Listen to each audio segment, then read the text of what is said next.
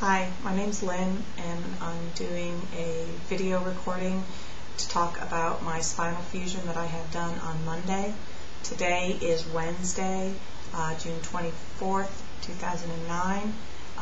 My surgery had to go in early Monday morning, and they were doing a minimally invasive spinal fusion.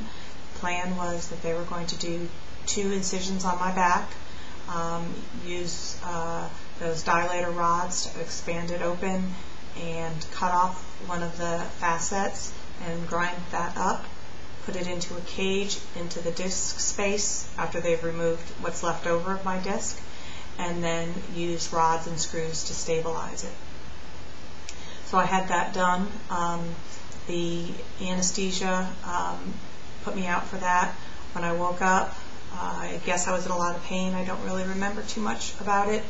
I was asking for morphine, and time seemed to be going very, very slow. After I'd asked for pills, I'd fall asleep for about 3 seconds, and then I'd wake up and ask for more pain pills. And they'd tell me that they weren't working yet because it had only been 3 minutes or so. So anyway, I finally got stabilized, brought into my room, but then I couldn't stay in one position very long. I would be in a lot of pain. My husband was there, and he would help pull like a little rug underneath me to help me turn from side to side so that I would constantly be changing my position, and that helped a lot.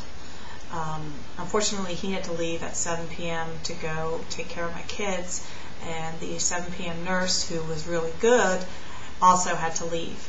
And so I had this new nurse who was not very sympathetic to my situation. She rarely came in, she basically never came in to check on me to see how I was doing. I had to get up and get to the bathroom on my own after I called her the first time. It was clear that I was inconveniencing her, and I had to go to the bathroom about every hour because of all the fluids that they were pumping into me. I had to ask for my pain meds. They immediately wanted me switched over. As soon as I showed up, they wanted me switched over to oral pills because they wanted to get me home. And even though I just had surgery, a couple hours before, they were already thinking about how can we get her home. Let's get her switched over to oral pills. So they did that. Then they brought me a liquid diet for dinner, and I ate a little bit of Jell-O. And that was all I had on my stomach all day, with all those pain pills that they kept giving me and the anesthesia. So then I started vomiting, and so then the nurse decided that she was no longer going to give me the medicine orally because she thinks that's what caused me to throw up. So she started just giving me the breakthrough medicine in between. Was supposed to be just for breakthrough pain, and now it was my only source of pain medicine, and that was extremely difficult. I was in a ton of pain all night, no help getting in and out of bed, constantly having to get up and use the bathroom and try to roll over. I swear the nurses would walk by and see me doing this and just keep right on walking. They really didn't seem to want to do their jobs at all. It was very frustrating. The next morning, the nurse there didn't want to give me pain pills because her thought is you shouldn't be on them until you need them. And even though my doctor had said don't let the pain get ahead of me, make sure that I take the pain pills consistently so that it's in my system, and that's what I told her. He said, well, she disagreed, and so she was doing it her way, and she gave me attitude like gave me 3 pills one time, and she's like, well, maybe this will hold you over. And it's just obviously no concern for how I felt or my well-being. Again, no help getting in and out of bed, no help getting to the bathroom. I had to call and ask them to dump the urine pan that they were using to measure how much urine came out so that it wouldn't overflow so I could use the bathroom again. So the nursing experience was just horrific and made me realize that I needed to get out of there as soon as possible so that I could get home, be taking my pain medicines around the clock, the way I was supposed to be, and having somebody help me get in and out of bed and get to the bathroom and things like that. So the neurosurgeon came back in to check on me and said I just needed an x-ray. So I went and got that x-ray done, and then I started pushing them to get me out of there.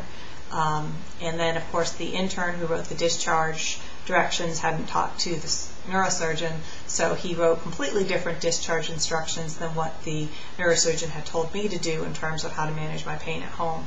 So I didn't even have the right pills that I was going home with. I still don't even have them. I'm just kind of making it up as I go along. The pain, the first day and the second day was really, really excruciating. Today has been a little bit better, day 3. Moving still hurts a ton. At night I can only sleep for about an hour at a time. Getting up and down is, very, very difficult. Trying to keep my back as straight as possible. But when I'm sitting still, I actually have a manageable amount of pain, which is really nice, because before this it wasn't manageable at all. Moving is still very, very difficult, and hopefully I will start to feel better, even more so tomorrow, and maybe I can sleep for longer than an hour at a shot tonight. The ice has been very helpful. I've been trying to keep that on me, especially if I know that I'm going to be moving. If I can freeze the area up and numb it up first, then that helps me be able to handle the pain of moving a little bit more. I've done tiny little walks, 2 little loops around my kitchen area kind of thing. And walking is actually pretty comfortable. Sitting in the wrong position is more uncomfortable than walking, but I do get tired from that. So right now I'm taking 2 Norcos every 3 to 4 hours with a tramadol in between for breakthrough pain, and a muscle relaxer twice a day. And just waiting the time for it to continue to heal and get better. I took a shower today, so that felt good, and I will keep you updated.